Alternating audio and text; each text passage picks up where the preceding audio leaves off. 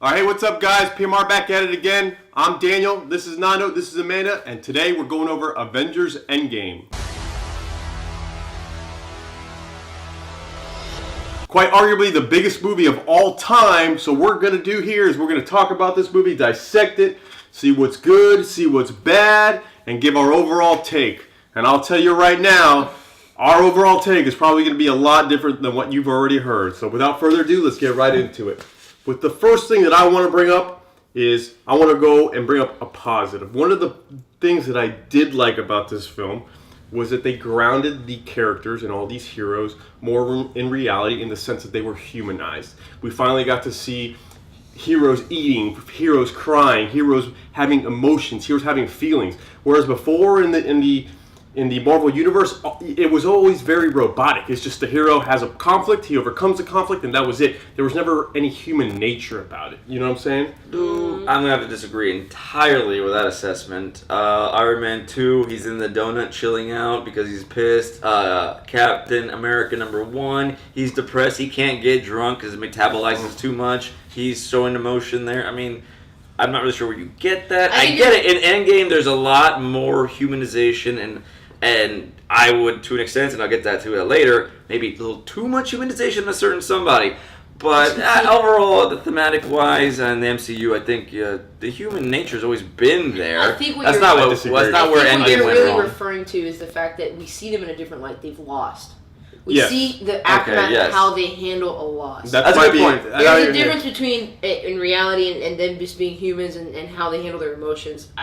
That, to what you're saying, disagree. But I think what the first time we have seen is how they handle failure and their reactions to it, how they operate. 5 years have gone by, and this is how they're living. I mean, Widow feels like she is holding on to responsibility. She has to keep the Avengers facility going. She's losing her mind. Cap is running AA meeting style type of meetings around just, hey, what do we do now? Mm-hmm. Thor's losing himself, and we'll get to how we feel about Thor shortly. But he's losing himself. He doesn't even see his people anymore. He's just lost. He doesn't believe in anything. Closed off. Yeah. And Hulk is actually the one guy that had a positive coming out of the failure. Which now that I'm thinking about it, I don't really know how I feel about that because he stuck himself in 18 months of Gamma, and now he's brains and bronze. But that is really the difference. It's not about humanizing. It's about we've never seen them through failure. And I agree. Always overcome. I'll still disagree with that to some extent. I mean, at the end of Civil War was a bad ending. The Avengers had split up. There's been other moments where they're down. In what end of Civil War? But nobody lost anything. I get it. This is the biggest loss of all time. Half people are gone. All their loved ones, their entire reason for living for a lot of them, families and whatnot. So I get that. That makes sense. But I'm just saying, to say that was never thrown, I mean, that human emotions weren't involved in other movies, I think it's too much of a stretch. Yeah. But sure, this is their biggest loss, and this is the movie where they're trying to overcome that big loss. And I'll say overall, they succeeded, sure. Definitely worthwhile movie. It's got its faults. So I'm just going to say that I totally disagree because I still think being human is loss, being human is failure, and in every other single Marvel movie, like Amanda just mentioned, they always win. They never lose. They never lose. They always win in some way, shape, or form. Even in Civil War, when they're fighting each other, they still have their respective moments of, hey, they're moving forward in life. Whereas this is the first time where they're shown, like Amanda said, where they have nowhere to go. They're not moving forward. They're not moving backwards, but they have nowhere to go because they don't know what to do. They haven't found themselves because they are truly lost and they're truly broken. They were truly defeated. And I think that humanized part of Black Widow is human. She's not Captain America. She doesn't have the super serum. She doesn't have any superpowers, but she's a human being dealing with her emotions.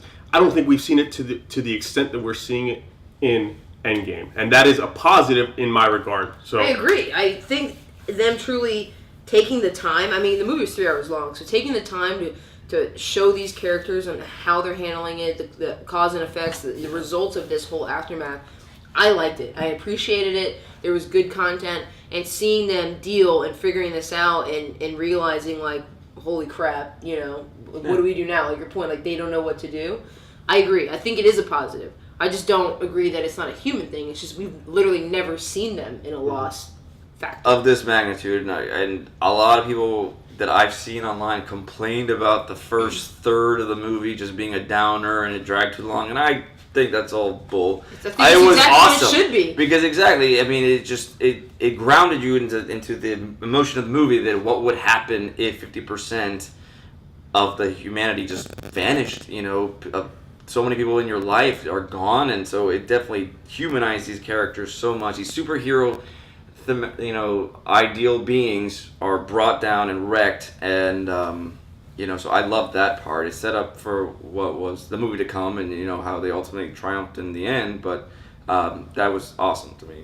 And I think that it goes into overall how you approach going into the movie theater. Because if you're going in just, hey, I want to see a Marvel action-packed movie of fighting and superheroes battling villains, sure, you might have been disappointed with the first third. But if you go in there saying, I want to see potentially a good film, then yes, the first third did set up a foundation for what could have Right. been an amazing movie. And the characterization was there. The characters were moving along with their own independent story arcs. And from the first third, I was actually pretty happy from what I was seeing. So that's what I'm getting at. Yeah.